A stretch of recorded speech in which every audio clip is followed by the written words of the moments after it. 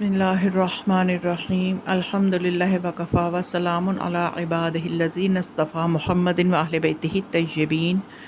माह रमज़ानुल मुबारक के हवाले से कुछ बहुत अहम मसाइल हैं जिनका जानना सबके लिए ज़रूरी है ताकि हम अपने रोज़ों की जो इबादत है इससे कमाल हासिल करें। और इसका जो मकसद अल्लाह ने हमें बताया है लअल्लकुम तत्तक़ून, की रोज़े इसलिए फ़र्ज़ किए गए हैं ताकि तुम मुत्तकी बन जाओ। तो मुत्तकी इंसान उस वक्त तक नहीं बन सकता जब तक कि अहकाम मुकम्मल तौर पे उसे पता ना हो कि जो इबादत की जा रही है इसको दुरुस्त तरीके से कैसे करना है, और इसके वाजिबात क्या हैं, इसके मुबतिलात क्या हैं, इसके मुस्तहब्बात क्या हैं। ये सब चीज़ें जो हैं ये रोज़े की और किसी भी इबादत के लिए इन सब चीज़ों का जानना ज़रूरी है। और मुत्तकी इंसान वही होता है कि जो अपने नफ्स पे काबू पाना सीख लेता है। और जब इंसान की रूह पाकीज़ा हो जाती है तो वो मुत्तकी बन जाता है। रूह के पाकीज़ा होने के लिए अमल का दुरुस्त होना ज़रूरी है। जब अमल दुरुस्त होगा तो ही रूह पाकीज़ा होगी। अगर अमल में कमज़ोरियाँ रह जाएंगी तो बात जो है वो सिर्फ़ ज़ाहिर तक ही रह जाती है, फिर वो उस कमाल तक नहीं पहुँचती जिस कमाल पे अल्लाह अपने बंदे को देखना चाहता है। तो रोज़ा के मुब्तलात के हवाले से मैं आज बताना चाहती हूँ कि कुछ चीज़ें हैं जो रोज़े को बातिल करती हैं। वो कुल 9 चीज़ें हैं। उनमें से मैं एक चीज़ के बारे में सिर्फ आज तफसीलन बात करूँगी कि उनमें से एक चीज़ जो है वो खुदा और रसूल पर बहतान बांधने के हवाले से है कि अगर खुदा और रसूल के बारे में ऐसी बात अमदन कही जाए कि जो उनसे मंसूब की जाए जो उन्होंने नहीं कही, यानी कोई बात कह दी जाए कि ये रसूल खुदा सल्लल्लाहु अलैहि वसल्लम ने ऐसे फरमाया जबकि आपका वो फरमान ना हो। तो जानबूझकर अगर कोई जानता हो कि आपका ये फरमान नहीं है और फिर भी इस तरह से बात करे, ये इसी तरह खुदा के बारे में कोई बात करे, तो ये चीज़ें जो हैं रोज़े को बातिल कर देती हैं। इस हवाले से तफसीलन फ़तवे में आपको जो है वो बताऊंगी। लेकिन इससे पहले एक चीज़ मैं अर्ज़ कर दूं कि सोशल मीडिया जो है इसमें हम समझते हैं कि शायद जन्नत बहुत आसान हो गई है कि बस पोस्ट्स जो हैं वो शेयर करते जाओ तो जन्नत कमा लो। हालांकि यही जो नेकियां इस वक्त हम आराम तलबी में बैठ के कर रहे हैं, आगे जाके हम ढूंढ रहे होंगे हमारी वो नेकियां कहाँ गईं, क्योंकि वो नेकियां थी ही नहीं। मसलन जैसे देखें आजकल एक बहुत रवाज है, मेरे पास भी ऐसी बहुत सी पोस्ट आती हैं कि 1 अरब मरतबा दरूद हमने अपने ज़माने के इमाम को पेश करना है, आपके हिस्से इतने 100 मरतबा आया है और इतने 10 ग्रुप्स में आगे आपने शेयर करना है। अब शायद कि वो मैसेज की एक लाइन पढ़ के भी अगली कोई नहीं पढ़ता होगा कि मैंने इसको कितनी दफ़ा पढ़ना है और मैंने कितने लोगों को शेयर करना है। और कौन बैठ के ये हिसाब लगाता है, किसके पास ये इल्म गायब है कि वाक़ईन 1 करोड़ दफ़ा या 1 अरब मरतबा जो पढ़ने का एक ठानी थी वो पढ़ लिया गया या नहीं। तो इस तरह की जो पोस्ट हैं इनका कोई फ़ायदा नहीं है, ना ये आखिरत में कोई अजर देने वाली हैं। नेकी के लिए किसी को बाउंड करना अक्लन ऐसा इस्लाम में है ही नहीं। इस्लाम किसी को मजबूर नहीं करता नेकी के लिए। नेकी जो है वो अपनी खुद आमादगी से की जाए, उसी का अजर होता है। तो ये दूसरों पे जो ठोंस दिया जाता है, जी हम इतनी दफ़ा पढ़ रहे हैं तो आप इतनी दफ़ा पढ़ें और आगे इतने लोगों को शेयर करें, तो वो जो इस पोस्ट का आगाज़ करता है वो अपने तय समझता है मैंने बहुत बड़ी नेकी कमा ली कि मैंने तो इतने दफ़ा दरूद जो है वो हदिया करवा दिया है। हालांकि चाहे पता नहीं कितने लोगों ने अंदर पोस्ट भी सही तरह पढ़ी कि नहीं। दरूद पढ़ना तो बहुत बात की बात, या उसे शेयर करना और ही बात की बात है। तो इस किस्म की चीज़ें जो इंसान को ख्याली दुनिया में नहीं हकीकत की दुनिया में आना चाहिए और समझना चाहिए ये कि वाक़ईन मेरे कौन से अमाल हैं जो मुझे आखिरत में मिलेंगे। और इसी तरह से पोस्ट आती हैं उसमें हदीस को शेयर करना हम बहुत बड़ी नेकी समझते हैं। ख़ुद चाहे वो हदीस पूरी तरह पढ़ेंगे भी नहीं, लेकिन बस ये देखा हदीस है आगे भेजने का पता नहीं मुझे कितना अजर मिल जाएगा, और वो चाहे उसका कोई मतलब रिवायत भी दुरुस्त ना हो। तो फ़र्ज़ करें जैसे एक मेरे पास भी एक पोस्ट आई और उसमें जी एक रिवायत थी, छठे इमाम से मंसूब थी, नीचे किताब का हवाला था। जब मैंने वो किताब देखी तो उसमें उस सफ़े पे जो सफ़ा नंबर लिखा हुआ था उस नाम की कोई रिवायत ही नहीं थी। तो यानी ये बैठ के जो चीज़ें ईजाद की जाती हैं और आगे से आगे शेयर की जाती है, इसमें कोई फ़ायदा नहीं है, कोई अजर व सवाब नहीं है। तो हमें जो है ना अपने दीन को समझना चाहिए और मसाइल को जान के अपने अमाल को बजा लाना चाहिए। तो इस हवाले से कि खुदा और रसूल पर बहतान के हवाले से कि ये कितना रोज़े की हालत में हमें एहतियात करनी चाहिए कि हम जानबूझ करके जानते हुए भी ऐसी चीज़ों को शेयर ना करें اور ان چیزوں کو شیئر کریں کہ جو ہمیں فائدہ بھی دیں. یعنی اگر آپ کے پاس کوئی روایت آئی ہے، آپ نے غور سے پڑھا، آپ کو بہت اچھی لگی، اب آپ نے اس کا ریفرنس دیکھا، آپ کے پاس اگر کتاب موجود ہے، اس کو کنفرم کریں، پھر آگے پھیلائیں. تو یہ وہ نیکی ہے جو آگے جا کے آپ کو ملے گی بھی، اس کا اجر بھی ملے گا. لیکن بغیر دیکھے، بغیر کنفرم کیے، اس طرح سے ہمارے ہی دین کا نقصان کتنا ہو رہا ہے کہ اس سے دشمن کتنا فائدہ اٹھا رہا ہے. ہمارے دین کے بارے میں ایجادات کر کے، ان کو معصومین سے منسوب کر کے اقوال کو تو آگے آگے پھیلا کے تو ایک نیا دین جو ہے وہ وجود میں آ رہا ہے. تو اس میں ہمارا بھی حصہ ہو جائے گا اگر ہم احتیاط سے کام نہیں رہیں گے، اگر ہم سنجیدہ نہیں ہوں گے تو اس میں ہم بھی حصے دار ہو جائیں گے دین کی تباہی میں. تو اس لیے احتیاط کریں اور ان چیزوں کو آگے پہنچائیں جو آپ کے لیے واقعاً اجر کا باعث ہوں. اب یہ جو مبتلات روزہ میں سے ہے خدا اور رسول پر بہتان باندھنا، اس کے حوالے سے آیت اللہ سیستانی کیا فرماتے ہیں کہ اگر روزہ دار زبان سے یا لکھ کر یا اشارے سے یا کسی اور طریقے سے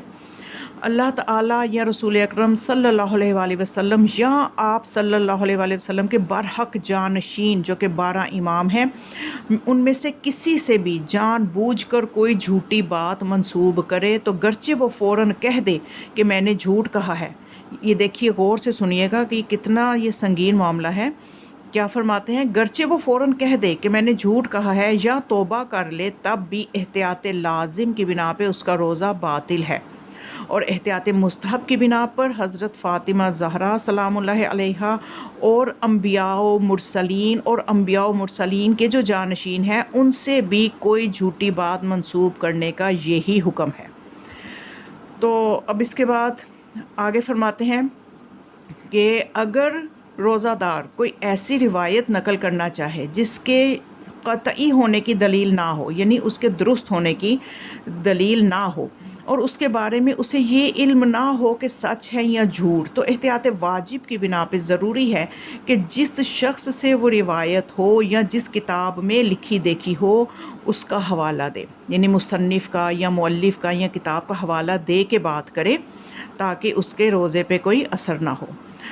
اور اس کے علاوہ فرماتے ہیں اگر روزہ دار کسی چیز کے بارے میں اعتقاد رکھتا ہو کہ وہ واقعاً قول خدا یا قول پیغمبر ہے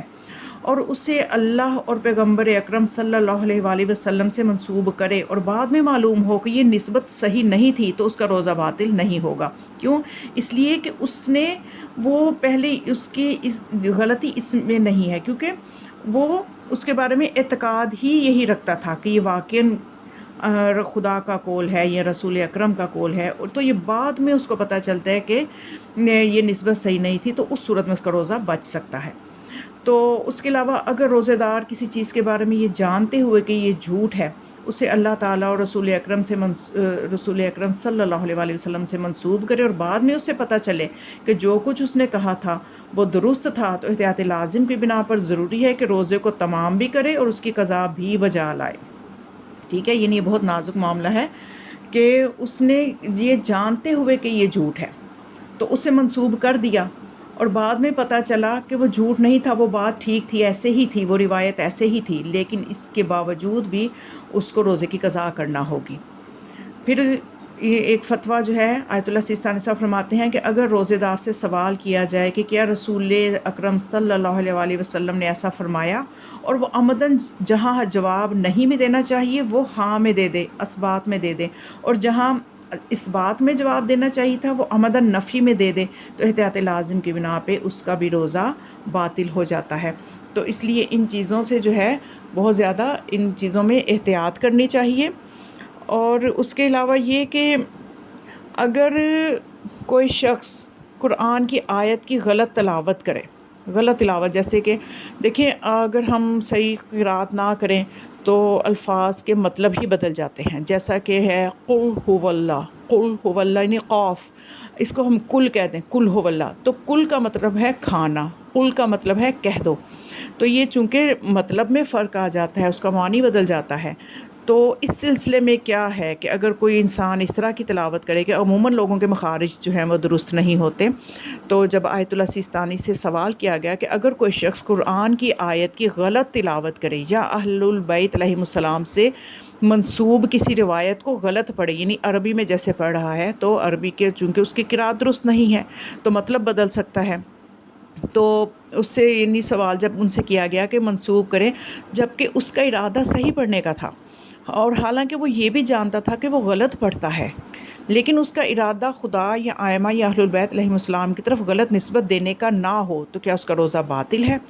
یعنی سوال کو پہلے سمجھ لیجئے کہ اس کو یہ بھی پتہ ہے کہ میری قرأت درست نہیں ہے، لیکن چونکہ اس کا ارادہ نہیں ہے کہ میں ان کی طرف غلط چیز کی نسبت دوں، اب یہ اس کی مجبوری ہے کہ اس کی قرأت درست نہیں ہے، اور وہ یہ جانتا بھی ہے کہ میری قرأت درست نہیں ہے، تو چونکہ وہ ارادتاً ایسا نہیں کر رہا کہ نسبت کو غلط دینا اس کا ارادے میں نہیں ہے، کہ تو اس صورت میں پھر انہوں نے فرمایا، آیت اللہ سیستانی کا جواب ہے کہ مذکورہ صورت میں اس کا روزہ صحیح ہے۔ پھر سوال کیا گیا کہ کسی فتویٰ کو بیان کرنا جبکہ اس بات کا احتمال ہو کہ مجتہد کی رائے اس کے خلاف ہے، تو کیا یہ چیز رسول اکرم اور اہل بیت علیہم السلام سے جھوٹ باندھنے میں داخل ہوگی؟ اس سے روزہ باطل ہو جائے گا؟ کیونکہ دیکھیے جو فتوے مجتہدین دیتے ہیں وہ معصومین کی روایات اور قرآن سے عکس کرتے ہیں، تو اگر کوئی غلط نسبت مجتہد کی طرف دے دے کہ یعنی کسی فتوے کو بیان کرے کہ جب کہ اس بات کا احتمال موجود ہو کہ مجتہد کی رائے اس کے خلاف ہے، تو اس کا مطلب یہ کہ وہ جو روایات مجتہد نے تو روایات سے فتویٰ دیا ہے، تو اب یہ اس کے خلاف بات کرے گا، تو اس کا مطلب یہ کہ یہ روایات کے خلاف بات کر رہا ہے، تو کیا اس سے روزہ باطل ہو جائے گا؟ تو آیت اللہ سیستانی نے فرمایا اس کی نسبت شارع مقدس کی طرف نہ دی جائے تو پھر اس سے روزہ باطل نہیں ہوتا۔ شارع مقدس سے مراد ذات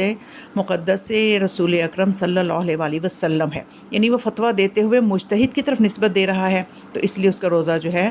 بچ جائے گا۔ تو لیکن اگر وہ رسول اکرم صلی اللہ علیہ وسلم کی طرف نسبت دے گا براہ راست، تو پھر کیا ہوگا کہ روزہ باطل ہو جائے گا۔ پھر یہ کہ اگر روزہ دار، ایک اور مسئلہ ہے سن لیجئے، تو کیونکہ آگے مجالس ہیں، پڑھنے والوں کو بھی یہ مسائل پتہ ہونے چاہیے، سننے والوں کو بھی مسائل پتہ ہونے چاہیے، تو اگر سوال کیا گیا آیت اللہ سیستانی سے کہ اگر روزہ دار جان بوجھ کر یا بھولے سے ایک امام کا قول دوسرے امام سے منسوب کر کے بیان کر دے تو کیا روزے پہ فرق پڑے گا؟ یعنی جیسے عموماً ہوتا ہے کہ بھول جاتا ہے کہ روایت بیان کرتے ہوئے کہ یہ پہلے امام کا نام لیتے ہوئے یعنی یہ اس سے یعنی مولا علی سے منسوب کر رہے ہیں یا کن سے منسوب ہے، تو عموماً جو ہے یہ نہیں ذہن میں رہتا کہ کس امام کا فرمان ہے۔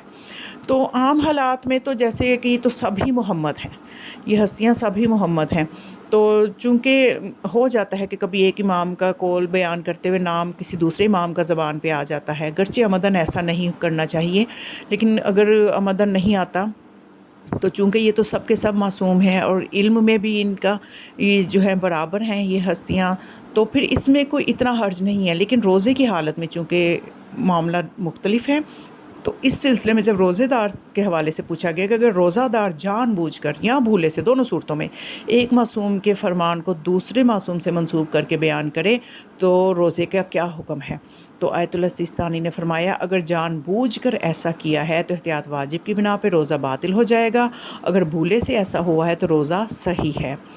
پھر ایک اور مسئلہ اس حوالے سے سماعت فرما لیں کہ حالت روزہ میں اگر حدیث کو غلطی سے کسی غلط راوی سے منسوب کر دیں، کیونکہ بعض اوقات راویوں میں جو بیان کرتے ہوئے غلطی ہو جاتی ہے کہ یہ کس راوی کا نام غلط لے لیا جاتا ہے، تو اس حوالے سے روزے کا کیا حکم ہے کہ اگر راوی کے حوالے سے غلط راوی کا بیان جو ہے نام لے لیا جائے تو کیا ہوگا؟ تو اس حوالے سے یہ ہے کہ اگر حالت روزہ میں حدیث کو غلطی سے کسی غلط راوی یا صحابی معصوم سے منسوب کریں کہ فلاں امام سے روایت کی ہے، فلاں نے امام سے روایت کی ہے، کہ یعنی فلاں صحابی نے امام سے روایت کی ہے، جبکہ حدیث صحیح بیان کی ہو، تو اس سے روزہ باطل نہیں ہوتا، البتہ بیان حدیث میں مکمل احتیاط کی ضرورت ہے۔ اور اس کے علاوہ اگر روزہ دار کسی چیز کے بارے میں یقین رکھتا ہو کہ واقعاً قول خدا ہے یا قول پیغمبر ہے یا قول امام ہے، اور اس سے ان ہستیوں سے منسوب کرنے کے بعد یہ معلوم ہو کہ یہ نسبت صحیح نہیں تھی، تو اس کا روزہ جو ہے وہ باطل نہیں ہوگا۔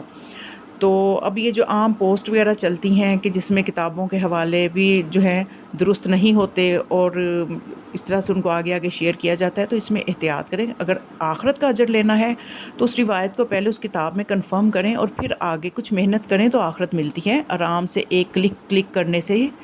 آخرت بنانا اتنا آسان نہیں ہے، تو اس لیے سوشل میڈیا ہے جہاں اس کے اتنے فائدے ہیں وہاں یہ ایک دم سے ہمارا بہت نقصان بھی ہو سکتا ہے۔ اگر ہم نے بصیرت سے کام نہ لیا تو ہم اپنا آخرت کا نقصان بھی کر سکتے ہیں۔ تو بس خداوند متعال سے یہ دعا ہے کہ ہماری توفیقات حسنہ میں اضافہ فرمائے اور ہمیں ایسے افعال انجام دینے کی کوشش کرے کہ جو ظہور امام علیہ السلام میں تعجیل کا باعث بنے، امام کے راستے کی رکاوٹیں نہ بنے۔ وما علیہ الا البلاغ، والسلام علیکم ورحمۃ اللہ وبرکاتہ۔